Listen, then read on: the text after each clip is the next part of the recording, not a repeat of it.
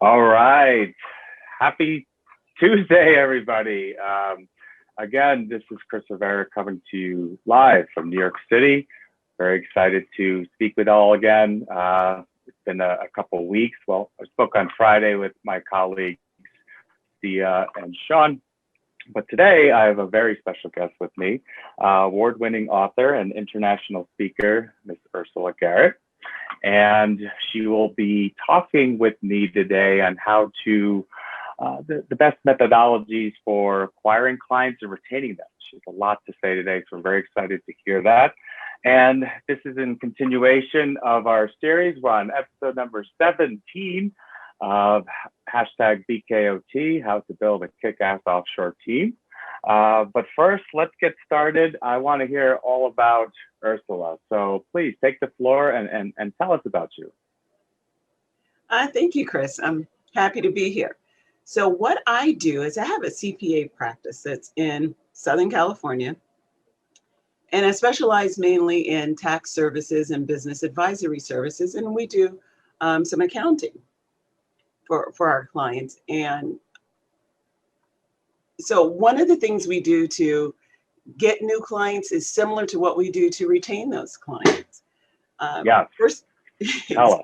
What is your secret sauce without giving the actual secret sauce? My secret sauce is you have to have happy clients. And so when you have happy clients, they're happy to stay with you, and they're happy to refer their friends and families to you. So one of the largest sources of new clients for me are my happy clients, or referrals.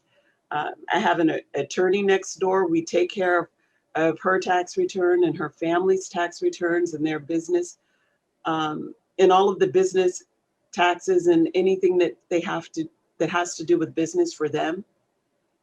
And we work well and take care of their clients. And so she spoon feeds me clients all the time. So that's my largest single source of new clients is the attorney next door. So it pays to have attorneys for friends, right? In general, yes, but in your instance, wow.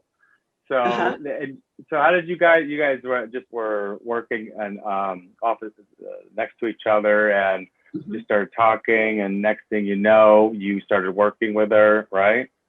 Well, we had a lot of mutual clients. So if I have questions about a mutual client, I just walk next door and ask. So we've developed a relationship over the years. And her son that works in the office with her is also a real estate agent. So tell me what attorney doesn't want a real estate agent as a referral source? So we have this trifecta going here. So when you hear people talk about the location of your business is a key ingredient to growth, I promise you, location, location, location. And then we had an insurance agent on the other side of us. So we're right in the middle of an attorney, a real estate agent, and an insurance agent. The ultimate trifecta, right? That's amazing. Yeah. And, you know, it's so simple what you're saying. The first thing, acquiring new clients, is just speak to your neighbors. Right? And network. A lot of people don't realize that more than likely you're in a suite, whether you're in an office building or on the street, or a smaller office building, a large complex. But our audience, you guys gotta think about. Have you talked to your neighbors? You know, I know now with the pandemic, a little bit crazy, but things will slowly getting back. You know, firms are becoming partially virtual, but getting back to the office. But talk to your neighbors. You never know what will happen. I'm very big on that. And if that wasn't good enough, we sit directly behind one bank, in between the bank and the post office. So I have these people beside me. I have a bank in front of me and the post office behind me, and another bank behind the post office. So my neighbors are all the ultimate referral sources. Now, did you pick this location on purpose? Was this part of your thought process, or you just realized this once you settled in? You know what? 13 years ago when I bought this practice, this just happened to be what was here. So when I decided to buy this practice, it was in the center of everything. So you were fortunate. You realized the situation you're getting in. You network. Boom. So are you doing any other? So all the clients that you have now, they're happy. So they're giving you referrals. Are you doing any Yes. other marketing avenues? Oh, Or absolutely. just busy with referrals? Okay, so tell us about that. Absolutely. So here's some of the things that I do. So we send out a weekly, actually it's 2 different ones. Every week I send an email about individual taxes and individual finances to all my clients. It typically goes out on Tuesdays.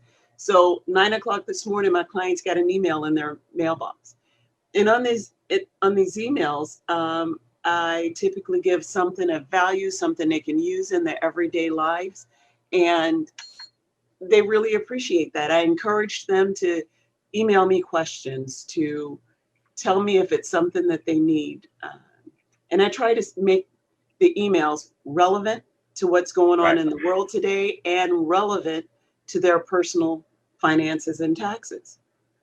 Love it. And then No, that's on great. Wednesdays for my business clients, they get an email that's specifically related to some business topic.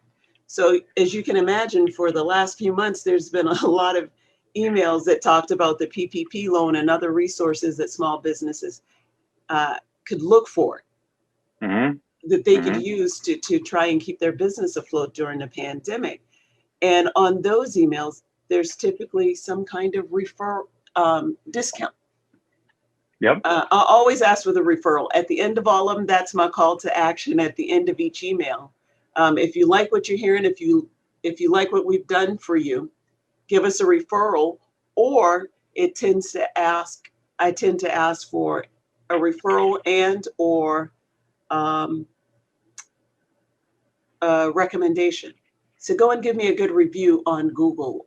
Go to my website and tell us what you like about what we did. Go on Facebook on our business page and tell us something that we did for you that you appreciated. So we do ask call to action on these emails. I've given you some valuable information. Would you mind telling others about how good the service is or about the information you're getting? Or share this email with you, with others. I love it. Yeah. And then once a month I do it. Yeah. Oh, another email. So once a month I do an email, a tax debt resolution kind of email. If you're having tax problems, here's a resource to kind of help you solve the tax problem. So there's usually a monthly email about tax. And again, we typically have some kind of discount or offer. If you have tax problems or you think you paid too much taxes, we'll take a look at 3 years of your tax returns for free.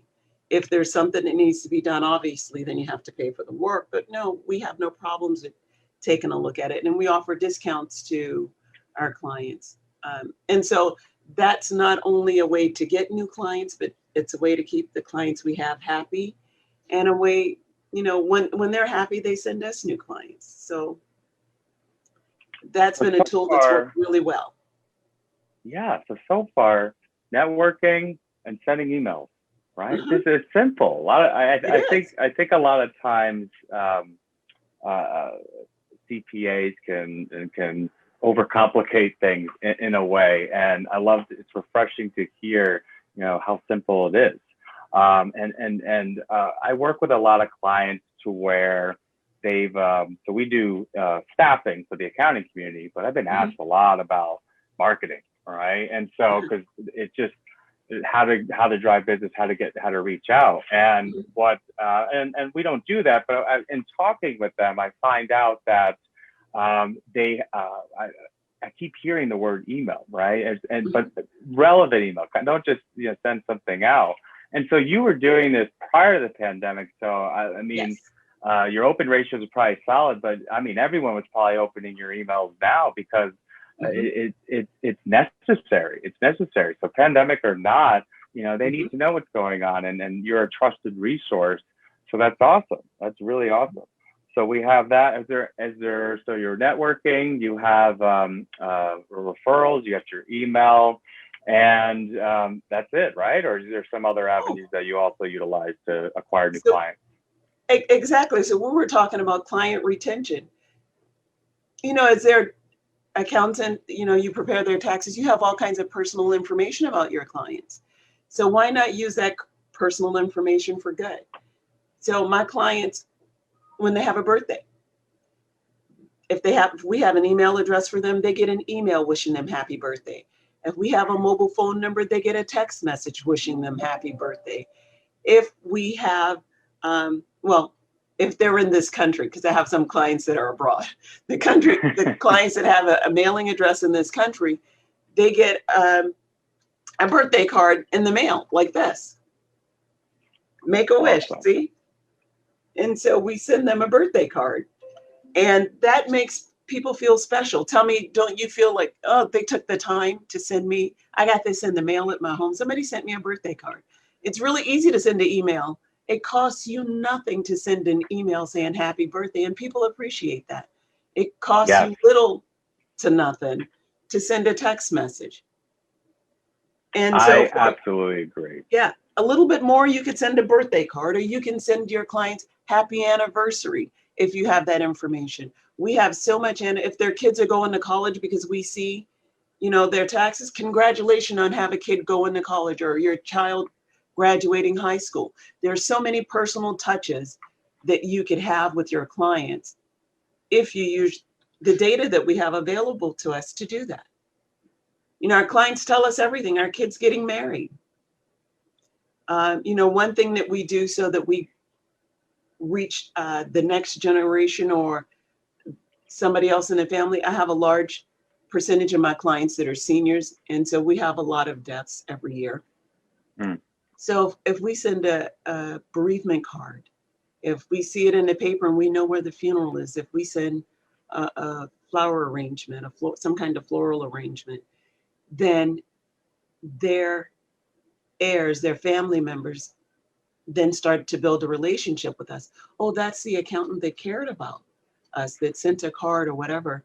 And so instead of going to their accountant, they usually have me finalize the final returns, to finalize the trust or estate work that we need to do to get it final. So in addition to, and a lot of my clients, their children start to come to me when they die because of the experience that they've had dealing with me during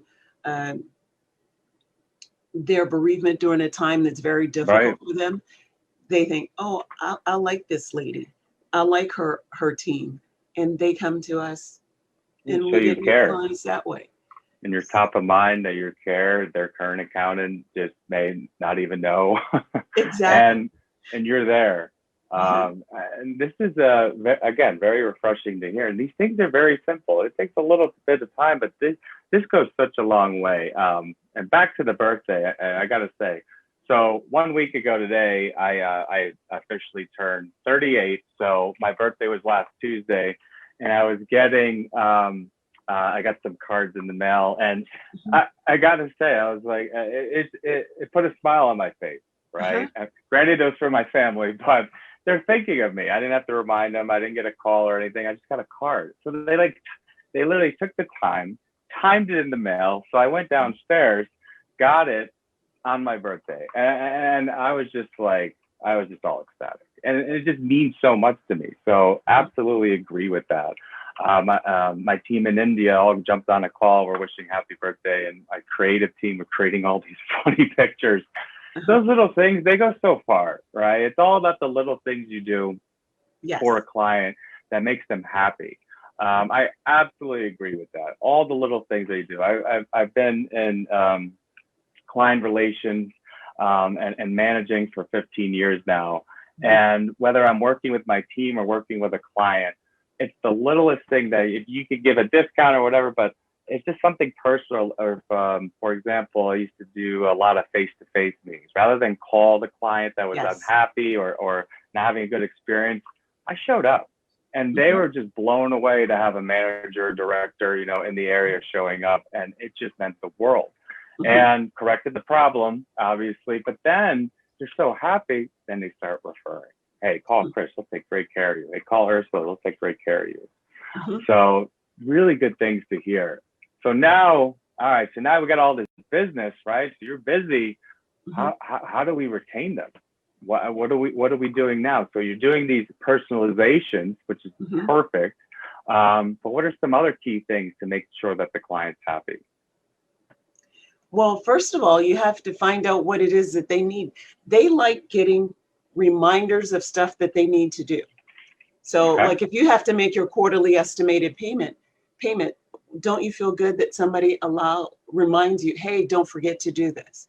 Okay. When they have questions, we try to respond within 24 hours of emailed questions. Email us a question, give us a call. We make time for our clients. If they walk in the door and they have a question, if somebody is available, we try to take care of them right away.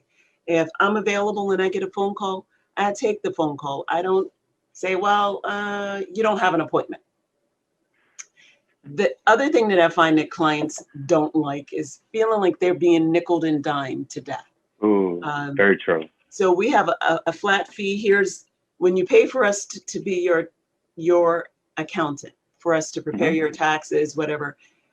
The cost that's included in the tax preparation includes at least one tax planning session for the year. You're allowed to call us and ask questions and we'll answer it, or email us and we'll answer question without, I don't know if you remember the old time and billing with the accountants, and they documented everything and you got sent a bill for 1/10 of an hour that somebody spent on the phone with you answering questions. I hated doing that as an accountant when I worked for larger firms. And I hated doing that to my clients. Okay, oh no, we're fixed fee. So it's kind of like with the airlines. I said, just charge me what the real cost is. Don't nickel and dime me. Give me the true cost of you taking care of me and treating me like a person and not like dollar signs every time the phone rings. And so when you need to call me, know that I'm going to answer your question and not say, okay, how are you going to pay for this before I answer your question? You've already paid for it when you hired me.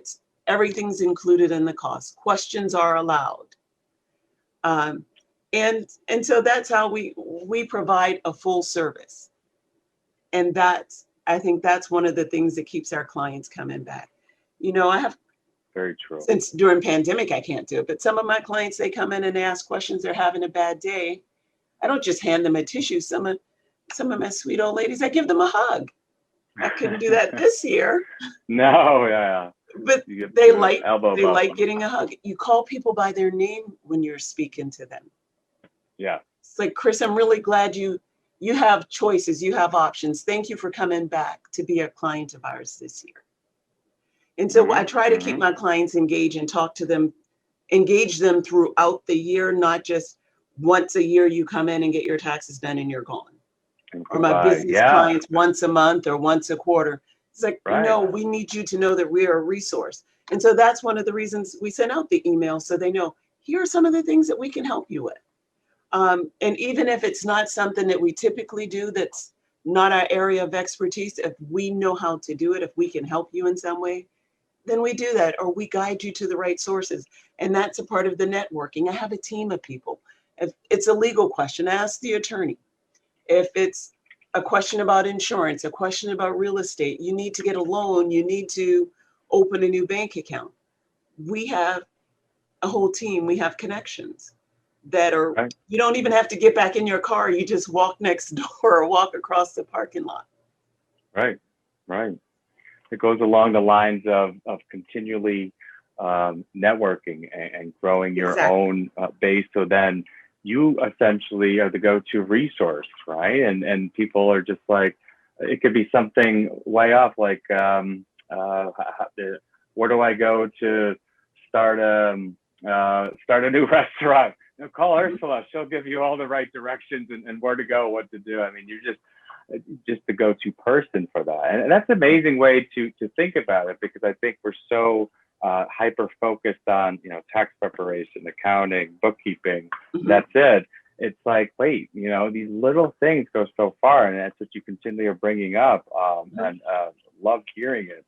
So now let's say, so we talked about keeping them happy and everything, but when you're onboarding a client, so they just got referred to you, a little bit easier to work with, always a referral. But no matter what, when you're onboarding, setting in expectations, I think that's very important too. What are your thoughts? Yes. So you have to have some kind of system for onboarding. So the first thing you want to do is send a welcome email. Well, because of during the pandemic, most of my new clients came, you know, via the internet. So we had to do everything electronically, digitally, get the information to and from, and that's how we connected. So you send an email saying, welcome, and here's what you can expect. Here's what's going to happen. Here's what you can expect. Here's what happens next. And so you just have to be clear. When you clarify expectations, then everybody's happy. If what you say is going to happen happens, if you outline it, then our clients aren't wondering, oh, what should I do? Well, maybe I'm unsure. So when people are unsure in terms of uncertainty, that's when they doubt everything. So you want to make sure that you're very clear and you manage the expectations of your clients. And once you get the information, they're not calling you or contacting you 2-3 days later, where are my taxes? Because I've already told you, right now it's going to take 2 to 3 weeks to get your taxes done, or it's going to be 7 to 10 days. So they already know how long it's going to be. And so it gives them a sense of security. Number one, if we perform in that time period, number one, knowing what to expect. And so, and managing those expectations are another way to keep clients happy. Absolutely. A lot of clients that I speak with prior to the pandemic, right, were pretty flexible on getting documents in and, filing extensions. But now with this year-long tax season we're in with 3 months of deadlines, right, I find a lot of clients are retraining their current clients or changing their entire onboarding process. And it's important to set those expectations and set deadlines. Have you noticed yourself making any drastic changes, or because of what you were doing and implemented already, it was just a seamless transition? Oh, yeah. And it's funny you should say this year-long tax season. I kind of feel like we're in the second year of a 2-year-long tax season. I don't know if you remember how brutal last tax season was, because of the new tax laws, the new tax forms already. And there wasn't a lot of clarity on exactly how the new tax laws were going to fit into the new tax forms. And it took everybody longer. And I thought it was just me, but I spoke to a lot of my colleagues and they were all saying the same thing. It's like, we're just not really sure. And they keep changing the rules on us. Exactly how that. So if we sign a tax return, is it going to come back to us in a few months? So last year we had a 12-month tax season. And then we come into this year with the pandemic. And it feels like another tax season. But yes, I did have to move up deadlines. Typically, I usually allow 2 to 3 weeks. If I don't have your information by this date, usually 2 to 3 weeks before the deadline, I can't guarantee that your tax return is going to be done timely. So this year we moved it up and we made it like 4 weeks. And we started in August, strongly encouraging everybody that was still on extension, get us your information now, get it now. And then on September 1st, if we don't have it by September 15th, we can't guarantee that you're going to be complete by October 15th. Because you just have way too many people waiting till, okay, I want to wait till the last minute. And if everybody came in on October 10th, good chance you're not going to be done by October 15th. Somebody's not going to be done, and you don't want that to be you. And so what you have to do, you're right, is train your clients that they can't allow procrastination to be the way that they get their taxes done. You have to have some sense of urgency before the last minute. The last minute for them may be October 10th, but that's not going to be our last minute. Right. Yeah. I mean, you cannot not sleep from October 10th to October 15th. It's just not feasible. And I feel like some of my clients will be doing that, unfortunately. But, then that leads into the whole staffing part of it. I just briefly touched on this. So you haven't used offshore staffing, but you've heard some colleagues' experiences. Oh, yes. and it's been pretty, so what are your thoughts on that? I haven't used offshore staffing yet, but I anticipate that this year, probably October, November, and December, that's going to have to be something that we implement here in this office. Our accounting work is really growing, and we're running different campaigns to bring in more accounting work. And so many new people have started their own business since the pandemic. And so what I'm doing more is working on onboarding new business startups. And all of those new business startups need accounting. And I don't have the staff for it, and I don't want to staff just for that. And that's where the offshore staffing comes into play. But definitely January through April, we're going to need offshore staffing. And I've heard nothing but good things about offshore staffing and how it works. And it's technology. It's kind of how the world works. You know, before we used to do offshore for textiles. And now we're doing offshore for information. You have to use the workforce that's available to you. Yeah, I agree. The accounting industry was kind of a little bit slow to adopt the whole remote idea, nonetheless offshore, right? But then on come the pandemic. How many times have we said pandemic during this? On come this virus, and it hit the gas pedal on that, right? And you had no other option but to do it. But it's like, oh, hey, we can do this, you know? And then it's just not on a remote scale in your town or your city or your state, realizing there's a whole global workforce out there. So absolutely. All right, so winding down now, I got to grab some lunch. It's been a crazy day for the both of us, but please, any final thoughts that you could provide our audience today? Oh, absolutely. So if you want to get new clients and you want to keep new clients, figure out where your clients are and what it is that they want, and try to be a resource for those things. Go to where your clients are and let them know that you're here to help. Happy clients will bring you new clients. Referrals all day long, Ursula. Awesome, awesome. Well, everybody who is watching today, thank you for joining. Please go about your day. And tonight is a presidential debate, which should be exciting to see how this will pan out. Make sure you're registered to vote. Use your power to vote. And I want to thank Ursula so much for joining me today. It was a pleasure learning a lot. You really just simplified it, because I've done some webinars where, it gets a little complex, but it's necessary. And, coming in today, I just wanted to see where it would go. And it's refreshing to see that's really simple, but, take a step back and think about that. So again, thank you so much for joining. Hope you had a good time. And we're going to be closing out today, episode number 17, #Bkot. Thank you so much for everybody for joining today. And we'll be back soon with a new podcast in the near future. For now, take care and be safe.